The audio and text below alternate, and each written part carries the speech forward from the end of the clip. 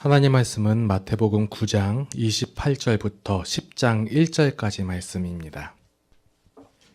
예수께서 집에 들어가시매 맹인들이 그에게 나아오거늘 예수께서 이르시되 내가 능히 이 일 할 줄을 믿느냐 대답하되 주여 그러하오이다 하니 이에 예수께서 그들의 눈을 만지시며 이르시되 너희 믿음대로 되라 하시니 그들이 밝아진지라. 예수께서 엄히 경고하시되 삼가 아무에게도 알리지 말라 하셨으나 그들이 나가서 예수의 소문을 그 온 땅에 퍼뜨리니라.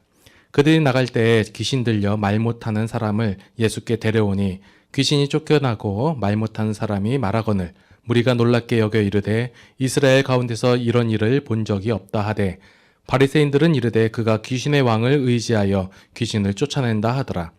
예수께서 모든 도시와 마을에 두루 다니사 그들의 회당에서 가르치시며 천국 복음을 전파하시며 모든 병과 모든 약한 것을 고치시니라. 무리를 보시고 불쌍히 여기시니 이는 그들이 목자 없는 양과 같이 고생하며 기진함이라. 이에 제자들에게 이르시되 추수할 것이 많되 일꾼이 적으니 그러므로 추수하는 주인에게 청하여 추수할 일꾼들을 보내주소서 하라 하시니라. 예수께서 그의 12제자를 부르사 더러운 귀신을 쫓아내며 모든 병과 모든 약한 것을 고치는 권능을 주시니라. 아멘. 제가 계속해서 말씀을 시리즈로 강해 처음부터 이렇게 쭉 읽어 말씀을 전하잖아요. 저 개인적으로는 이 마태복음을 다시 한번 이렇게 처음부터 쭉 보는 게 굉장한 유익이 돼요. 왜냐하면 그 전에 알지 못했던 내용들이 요즘 거의 잡혀가고 있는 듯한 느낌을 받거든요. 혼자서 이제 설교 준비하다 보면 어느 갑자기 이 말씀에 대한 오늘도 이제 그 말씀을 할 건데 평상시 알고 있었던 내용과 전혀 다른 내용으로 해석이 되는 경우가 있어요. 이게 아무 근거 없이 되는 게 아니라 앞에 있는 내용과 뒤에 있는 내용의 연관성상에서 나오는 거거든요. 그래서 굉장히 혼자서 좋아하고 밤에 자다가 밤에 잘 때 저는 설교를 해요. 꿈속에서 생각하다 보면 굉장히 설교가 잘 나왔다 했는데 깨보면 다시 생각이 안 나고요. 그래서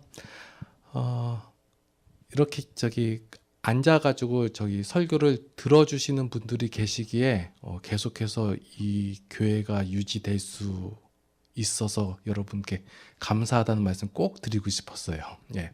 왜냐하면 오늘 나오는 내용이 기본적으로 사람들이 알고 있던 기독교로서 알고 있던 내용과 조금 상반되는 듯한 느낌의 내용이기 때문에 그래요.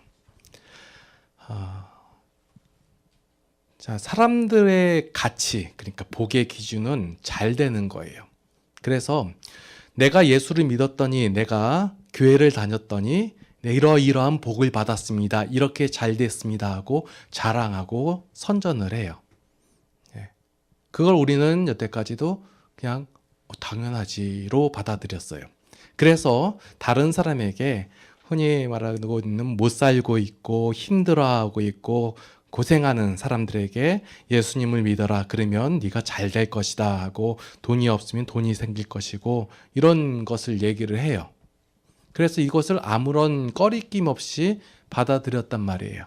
근데 오늘 말씀을 한번 보면서 다시 한번 이것을 해석을 해볼게요. 과연 예수님께서 말씀하시는 그 기독교의 가치가 우리가 알고 있는 이러한 가치와 상반되는 것인지 아니면 같은 것인지 고민해 볼 필요가 있어요. 오늘 내용 중에서 예수님께서 집에 들어가시니까 맹인들이 나왔어요. 앞을 못 보시는 분들이죠. 그런데 예수님을 만나가지고 어떻게 됐어요? 두 눈이 떠졌단 말이에요. 굉장한 체험을 하고 기적을 경험한 거예요. 인생에 있어서 가장 행복한 순간을 경험했어요.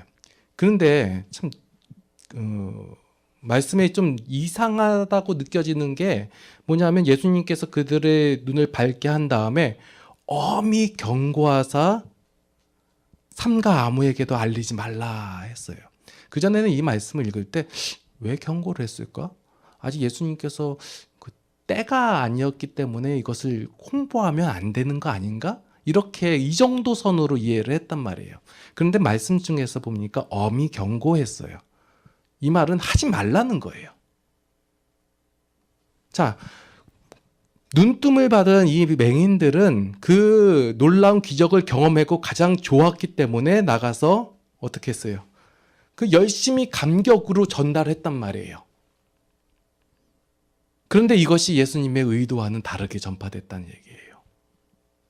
자, 우리의 삶 속에서 우리가 놀라운 일을 경험하고 기적을 체험하고 하나님으로부터 어떤 혜택을 크게 받았어요. 예, 그러니까 좋잖아요. 그래서 이것을 전파하고 전달하는 것이 전도인 줄 알았고 이것을 나타내는 것이 옳은 줄 알았단 말이에요. 그러면 오늘 본문에서 나온 맹인들과 우리의 모습이 뭐가 다르냐는 거예요. 근데 예수님은 이것을 뭐라고 했어요? 엄히 경고했어요. 아무에게나 말하지 말라고 했어요. 왜 그러냐면 예수님께서 하고자 하시는 것과 그 의도와는 다르게 전파되기 때문에 그래요. 예수님의 목적은 기적을 일으키는 것이 아니에요. 제가 계속해서 말씀드리는 제 설교의 결론은 항상 같은 거 아시죠?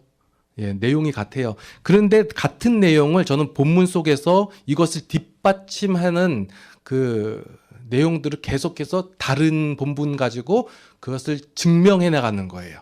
그래서 저에게 어떤 결론이 나올지 궁금하면서 듣는 게 아니라 결론은 있어요. 하나님께서는 살아계시고 역사하시고 우리를 구원하시고 우리를 사랑하시고, 예, 이게 결론이에요.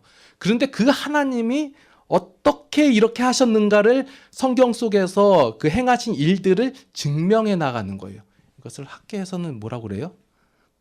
다 있는 거 새로운 사실이 아니에요. 이것을 뭐 학술지라고 하나요, 그걸? 네. 이러고 계속 하는 거니까 여러분들도 말씀을 읽으시면서 우리가 알고 있는 하나님이 그냥 사랑의 하나님, 우리를 위하시는 하나님, 우리를 구원하신 하나님, 이 정도로만 인식하시는 게 아니라 우리가 하는 하나님은 믿어 하고 그리고 다른 방법과 다른 생각을 가지고 하는 게 아니라 왜 하나님께서 이렇게 행동을 하셨고 예수님께서는 이렇게 행동을 하셨는가, 왜 그래서 사랑의 하나님이고 왜 그래서 구원의 하나님이시고 그래서 살아계신 하나님이시구나를 깨달아 그냥 알으시라는 얘기예요. 물론 감동을 받고 그래서 사는 거 중요해요. 예. 사람은 감정의 동물이기 때문에 어떤 감동받는 거 굉장히 중요하지만 우리가 좀 그렇게 해도 돼요. 그런데 좀 바르게 하자고요. 예수님께서 엄히 경고하신 내용이에요. 그래서 예수님 하나님께로 받은 그 복을, 은혜를 그 세상에 전하지 말라는 얘기가 아니에요. 더 핵심적인 걸 보자고요. 받은 은혜가 병이 낫고 돈이 많아지고 어떤 우리가 세상 사람들이 귀하게 여기고 가치 있게 여기는 그것을 우리가 가졌기 때문에 행복하고 은혜 받았다라고 얘기하는 것은 좀 부족하지 않냐 이거예요. 그보다 훨씬 더 큰 게 있는데 그것을 주셨는데 그것을 우리 가운데 완성으로 주셨는데 우리가 이것을 알지 못하니까 우리 수준에 맞는 최상의 것입니다 라고 하면서 예수님의 가치를 떨어뜨려 버린다는 거예요. 자, 그 얘기가 뭐냐면 예수님께서 오신 가장 큰 목적은 뭐냐면 인간을 죄로부터 구원함이에요. 죄로부터 자유함을 얻게 하는 거예요. 이것을 모르니까 사람들은 자기가 알고 있는 가치를 가지고 가는 거예요. 왜냐하면 내 눈을 뜨게 하셨습니다 이거예요. 놀라운 기적을 보이셨습니다 이거예요. 이 정도의 하나님으로 인식하게 한다는 거예요. 이것을 경고하신 거예요. 하나님께서는 능력의 하나님이고 권세를 가지시고 우리를 충분히 그렇게 자유케 하시는 분이세요. 그러나 그보다 더 큰 걸 해결하셨단 말이에요. 뭐냐면 죄로부터 자유함이에요. 하나님에 대해서 알 수도 없고 하나님에 대해서 고백할 수도 없고 하나님을 무시하고 멸시하던 자에서 이제 하나님과 하나 되고 하나님의 마음을 품고 하나님의 속성을 가지고 하나님의 자녀가 된 우리의 그것이 훨씬 더 큰 복이며 은혜라는 것을 세상 사람들은 이 가치를 몰라요. 그렇기 때문에 그들에게 자랑할 수 없는 거예요. 교회가 이렇게 커졌습니다. 교회 왔더니 이렇게 잘 됐습니다. 그러니까 세상 사람들이 보시고 오십시오. 말도 안 되는 내용이에요. 그런데 자꾸 거기에 맞추려고 하니까 이 설교 내용이 지난주 거하고 지지난주 거하고 연결돼서 그런 거예요. 그렇게 얘기하니까 자꾸 기독교가 좀 모자란 종교가 되는 거예요. 불쌍한, 부족한, 가난하다. 예, 여러 가지 단어로 표현될 수 있겠는데요. 아니 근데 우리가 하나님 믿는 우리가 물론 그 하나님께서 우리의 문제를 해결해 주심에 따른 그 기쁨 좋아요. 예. 그런데 우리가 그 이상의 것을 해야죠. 오늘 내용 보면 예수님께서는 그것을 말씀하시는 게 나와요. 보면 우리의 그 기독교 예수님을 믿음으로써 받는 보상이나 가치가 있잖아요. 그것을 우리는 어떻게 보냐면 내가 하나님을 잘 믿었더니 하나님께서 나에게 복을 주셨는데 그게 뭐냐면 세상적으로 받는 그것과 같은 것입니다라고 얘기하기도 하고 만약에 세상에서 그것을 못 받았으면 천국 가서 받는다 이렇게 얘기한단 말이에요. 그래서 세상에서 잘 안 되고 힘들고 어려워하는 기독교인들이 성도들이 뭘 바라보냐면 죽어서 받을 상급과 그 가치에 집중한다는 거예요. 그러나 하나님께서는 예수 그리스도께서 십자가에 달려 돌아가심으로 말미암아 부활하심으로 승리하셨잖아요. 그 즉시로 우리에게 보상을 주셨다예요. 은혜를 주셨다예요. 그게 뭐예요? 하나님의 자녀가 되었다. 구원받았다. 이거예요. 그래서 내가 하나님의 말씀과 하나님의 원리대로 하니까 고생하지 않는다예요. 그리고 죄를 거부할 수 있는 힘이 내 안에 새겨졌다는 거예요. 많은 사람들이 오해하고 있는 것이 무엇이냐면 고난과 고생을 헷갈려요. 고생은 뭐냐면요. 하나님께서 우리에게 일반적인 원리를 주셨어요. 너희가 이렇게 살면 얻을 것이다. 이렇게 살면 잘 될 것이다. 얘기한 것들이 있어요. 그게 우리 믿는 사람이나 안 믿는 사람이나 동일하게 주신 거예요. 그게 뭐냐면 땀 흘려 열심히 일하라. 그럼 소득을 거둘 것이다. 그리고 뭐예요? 약간 이런 원리대로 하는 거. 이거는 성경 안 읽어도 알 수 있는 내용들이에요. 예. 그런데 그것을 성도들이 잘 몰라서 못했더니 그걸 고생이라고 얘기해요. 그러면 하나님의 자녀가 됐으면 구원을 받았으면 이 고생을 하지 않는다는 거예요. 그래서 그리스도인들이 흔히 말하는 세상 사람들이 말하는 잘 될 수밖에 없는 이유가 이거예요. 왜냐하면 이거 하나님께서 주신 일반적인 원리이기 때문에 그것을 알기 때문에 우리가 하나님을 경험하고 체험하고 하나님을 닮아가니까 자연스럽게 이게 되는 거예요. 그래서 그리스도인은 잘 될 수밖에 그러니까 잘 된다는 표현이 세상 사람들이 말하는 잘됨 그 얘기를 해요. 잘 될 수밖에 없어요. 그런데 정말 하나님의 원리대로 따르고 정말 그 하나님 말씀대로 하는 그 사람이 잘 안 되는 경우가 있어요. 그것을 성경에서는 고난이라고 얘기해요. 이것은 그가 하나님의 원리를 따랐음에도 불구하고 사단과 마귀가 그것을 시기하여 해코지함으로 나타나는 현상들이에요. 이걸 고난이라고 얘기해요. 이것을 구분할 줄 알아야 되는데 다 지가 잘못해가지고 하나님 원리를 안 했고 게으르고 그리고 열심히 안 하고 그리고 그 지혜롭게 행동하지 못해가지고 나타난 그것을 고생이라고 안 하고 하나님께서 나에게 주신 고난입니다라고 얘기하는 경우가 있어요. 고생하지 않는다는 거예요. 고난이 없다고 얘기하는 것이 아니라 고생하지 않는다고 얘기하는 거예요. 이거에 대해서 조금만 더 얘기할게요. 내가 하나님의 말씀대로 내 의를 가지고 예를 들어서 사업을 하는데 그 사업 가운데서 내가 정직함으로 행했어요. 그랬더니 좀 손해보는 게 나와요. 고난이에요.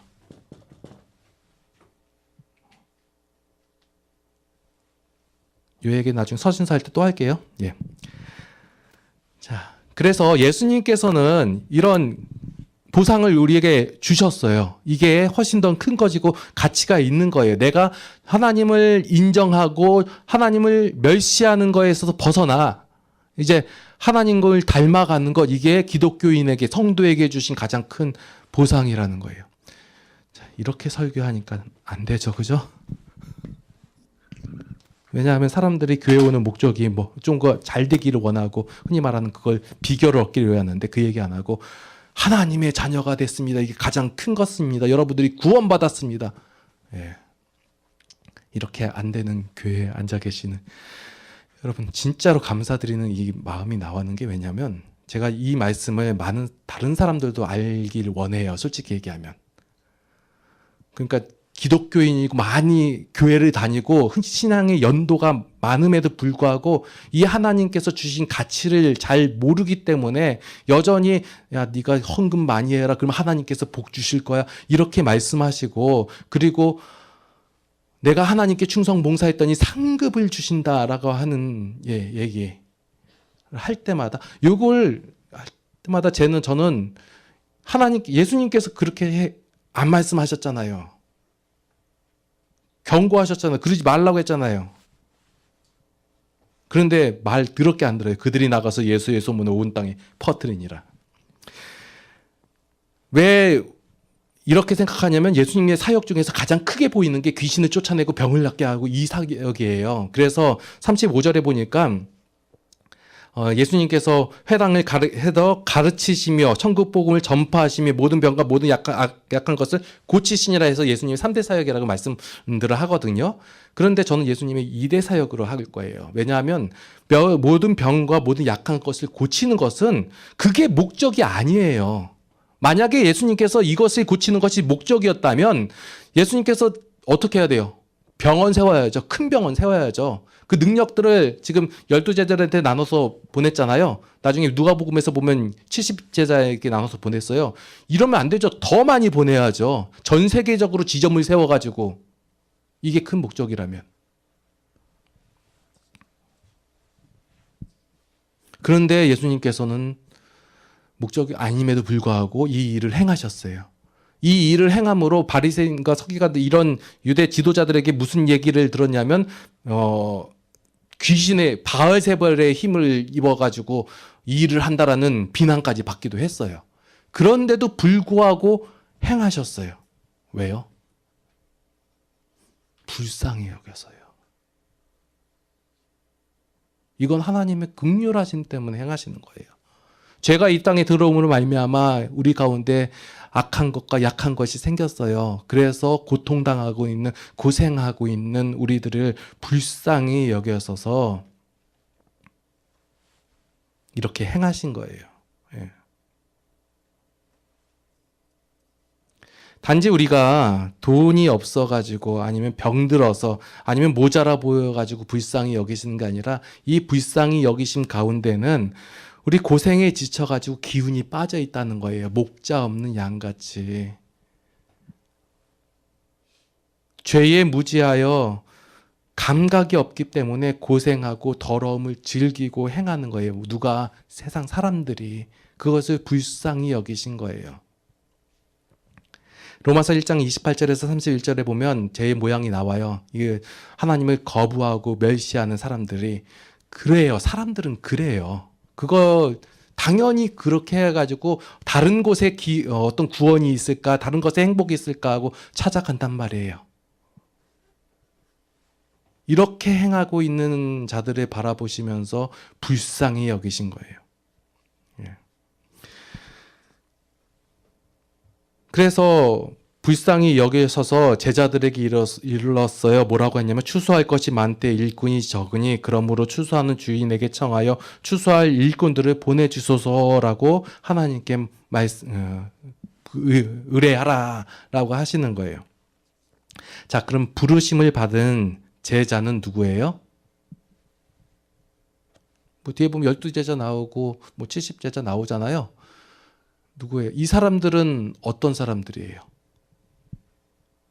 뭔가 싹수가 있는 사람들이었나요? 뭔가 선별된? 아니에요.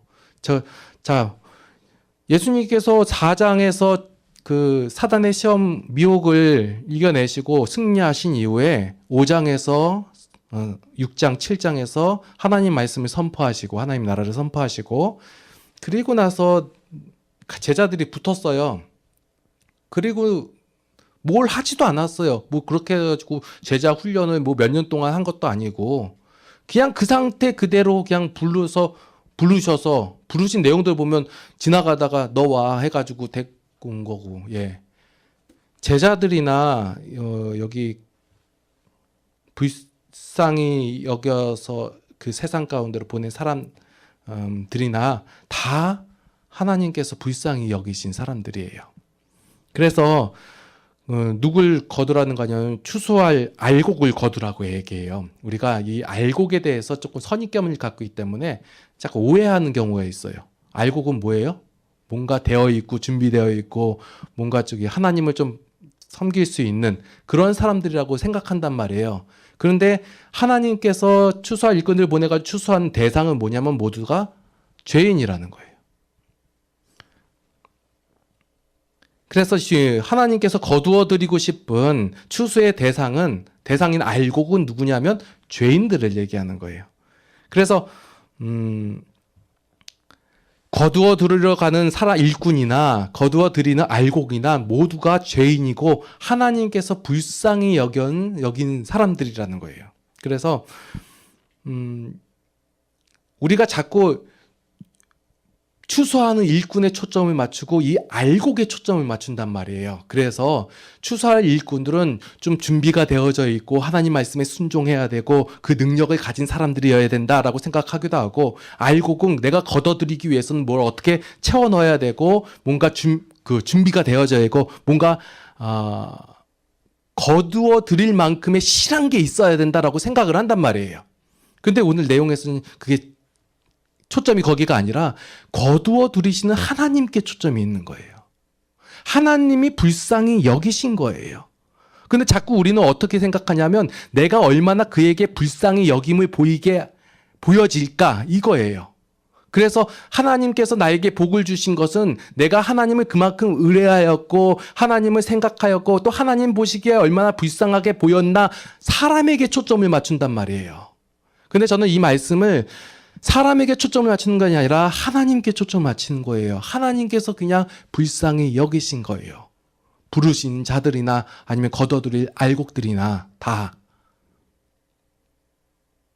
인간의 악함이 얼마나 악하냐면 하나님께서 나를 부르셨다. 그러면 내가 뭔가 자세가 되었기 때문에, 내가 준비되어 있기 때문에 주님 나를 써주시옵소서 이렇게 얘기한단 말이에요. 그냥 불렀어요. 그냥 부르고 우리가 어떻게 그러니까 하나님께서는 어떻게 준비된 자를 어떻게 좀 골라가지고 너 좀 할 만한 사람들을, 그래도 그나마 죄인들 중에서 그나마 나은 사람들을 선발하고 선출하는 것이 아니에요. 왜냐하면 선발한다, 선출한다는 것은 어느 정도 기준에 합해야 되거든요. 그런데 하나님 앞에서 여기 기준에 합한 사람은 아무도 없다예요.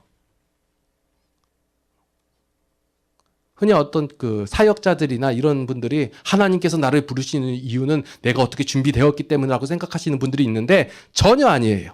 어떻게 인간이 하나님 앞에 합당해요? 그렇기 때문에 우리가 준비하고 애쓰고 어떤 자격이나 이런 것이, 능력이 전혀 소용없기 때문에 예수님께서는 10장 1절에 보니까 제자들을 부르사 더러운 귀신을 쫓아내며 모든 병과 모든 약한 것을 고치시는 권능을 주시니라 돼 있어요. 우리가 갖고 있는 것을 할 수 없으니까 권능을 주시는 거예요. 하나님의 것을 주시는 거예요. 그게 우리한테 하나님께서 주셨기 때문에 그것을 통하여 일을 한다는 거예요. 자, 또 여기서 또 하나님하고 예수님께서는 어떤 분이시냐면 우리에게 권능을 주셨어요. 그러면 사람들은 어떻게 생각하냐면 내가 너에게 권능을 줬으니까 그 권능 받은 만큼 일해서 그 성과를 가져와라 이거예요. 인간들은 그래요. 그런데 하나님은 안 그래요. 권능을 주시고 누가복음 10장에 보니까 70명의 제자를 보내서 그들이 이제 갔다 와서 예수님께 자랑하는 거예요. 우리가 귀신들을 막 내쫓고 이런 일들을 막 했습니다 했더니 예수님이 뭐라고 그러세요? 너희가 그 사단을 귀신을 쫓아낸 것, 능력을 행한 것보다 너희 이름이 하늘에 기록된 것으로 이루어 기뻐하라 이 얘기를 하세요. 어떠한 결과를 내었고 어떻게 성취를 하였고 어떤 일을 얼마큼 하였느냐 이것을 전혀 따지지 않으세요. 요거하고 어떻게 연관이 되냐면요. 하나님께서 여러분들에게 은사를 주셨잖아요. 그죠? 선물로, 기쁨으로 주신 거예요. 그러면 은사를 주셨으니까, 하나님께서 이렇게 은사를 주셨으니까 너는 그 은사에 맞게끔 그 결과를, 성과를 보여라. 이 얘기 안 해요. 근데 왜 교회에서 자꾸 하나님께 은사를 줬으니까 넌 그것을 해라 얘기예요. 그리고 그 은사 받은 것도 내가 하나님 앞에 어떤 자세를 취했고 하나님께 어떻게 간구하였기 때문에 하나님께서 나에게 이런 은사를 주셨습니다. 이렇게 어떻게 이런 얘기를 할 수 있어요? 하나님은 전혀 그렇게 안 하세요. 그리고 나서 뭘 얘기하시냐면 너희 이름이 하늘에 기록된 것으로 인하여 기뻐하라예요. 우리의 기쁨은 어떤 능력을 행함으로, 어떤 일을 행함으로, 어떤 성취를 이루므로 말미암아 그 결과를 보고 기뻐하는 것이 아니라 처음부터 부르심을 받았을 때 그냥 우리의 이름이 하늘에 기록되었을 때 우리 가운데 생명이 주어졌고 하나님의 자녀가 된 그것으로 말미암아 기뻐하라는 거예요. 왜요? 우리가 하나님의 자녀가 되었기 때문에. 하나님의 자녀가 되었다는 것은 그를 바라보는 것이고 그를 닮아가는 것이고 그의 성품이 우리 안에서 자라나고 있다라는 거예요. 그러니까 그 마음을 가졌으니까 어떻게 해요? 예수님이 불쌍히 여기신 것을 나도 불쌍히 여기는 거예요. 그렇기 때문에 전파하는 것이고, 그렇기 때문에 그 일을 감당하는 것이고, 그거예요. 내가 미래의 하늘로부터 받을 상이 크기 때문에 내가 내 이 고생을 내가 참아냅니다. 아니요. 이미 받았어요. 충분히 받았어요. 기꺼이 받았어요.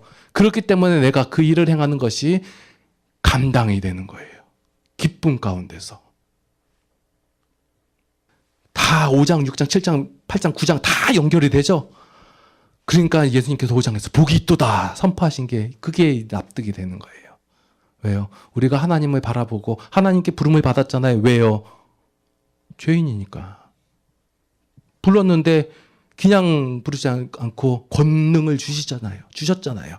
그러니까 그 사역에 동참되어지고, 그러니까 감사하잖아요. 기쁘잖아요. 그게 그 하나님을 닮아가니까. 그래서 복이 있는 거예요. 근데 그 사역이 어떤 것들이에요? 애통하는 거예요. 의에 줄이고 목마른 거예요. 그게 하나님이 불쌍히 여긴 자들을 나도 동일하게 불쌍히 여기는 거예요. 그러면 예수님께서 불쌍히 여겨서 그 능력을 행하시고 그 혜택을 준 사람들이 그 반응이 어땠어요?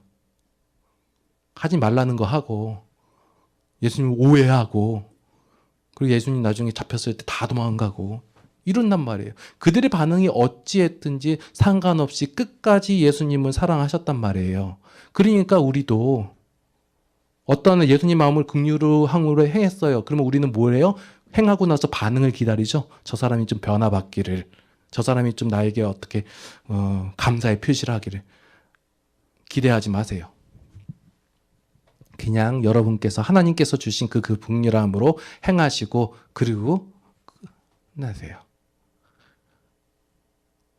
혹시 그 일을 행함으로 어떤 결과나 성취가 보일 수도 있어요. 나타나요. 그래서 우리 가운데 기쁨이, 즐거움이 있을 수 있어요. 그러나 예수님께서 말씀하셨듯이 우리의 이름이 하늘에 기록된 것으로 말미암아 기뻐하십시오. 그러면 여러분 가운데서 나의 삶 속에 어떤 문제가 해결되었으므로 말미암아 하나님을 기뻐하는 것보다도, 물론 그것이 기쁨이 해요. 감사한 일이에요. 하나님 나를 이렇게 잘 되게 하시고 잘 살게 하시고 또 하나님께서 또 나의 미래에 더 잘 되게 하신다는 그 확신 가운데 사는 것 좋아요. 그러나 하나님께서 나를 자녀 삼아주시고 하나님께서 나를 하나님의 백성 삼아주시사 하나님의 심정과 마음을 주시고, 더 나아가서 요한복음에서 말씀하셨듯이 하나님과 내가 하나 되어진 것, 이것이 훨씬 더 감사하고 기쁨이라는 거예요. 그래서 우리가 나중에 천국 가서 기뻐하는 그 기쁨의 삶이 아니라 현재 내가 하나님으로 말미암아 기쁩니다 얘기해요. 그게 큰 거예요. 누가 다른 사람들이, 세상 사람들이 그래서 네가 예수 믿어가지고 뭐 잘된 거 있냐 얘기할 때 우리가 나는 하나님의 자녀인데 기쁩니다 하면 비웃어요. 왜냐하면 그들의 가치와 기독교에서 말하는 가치가 다르기 때문에. 세상 사람이 다 옳다 하고 잘된다 얘기하잖아요. 그럼 기독교가 잘못된 거예요.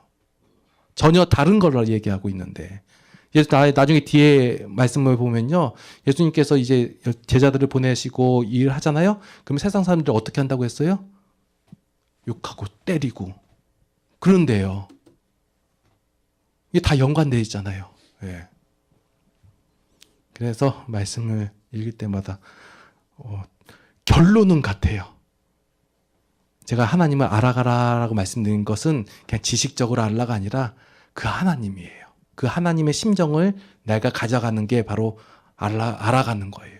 그러니까 예수님께서 사람들을 대하셨듯이 나도 대하게 되는 것이고, 사람들은 안 변해요. 그러니까 반응은 똑같아요. 그런데 그 반응에 내가 좌지우지 되지 않고 흔들리지 않고, 이것이 흔들리지 않는 신앙이고 믿음이고, 그리고 세상의 어떠한 것으로도 우리를 요동치게 못하는, 세상이 감당하지 못하는 믿음의 사람들이 바로 우리 성도들이라는 거예요. 기도하시겠습니다. 사랑과 은혜가 풍성하신 하나님, 참으로 감사를 드립니다. 우리의 것이 좋다, 내가 생각하는 것이 훨씬 더 가치가 있다고 생각할 때 하나님께서는 그것보다 훨씬 더 큰 것을 보여주시고 우리에게 주셨습니다. 그것을 깨닫게 하시니 감사를 드립니다.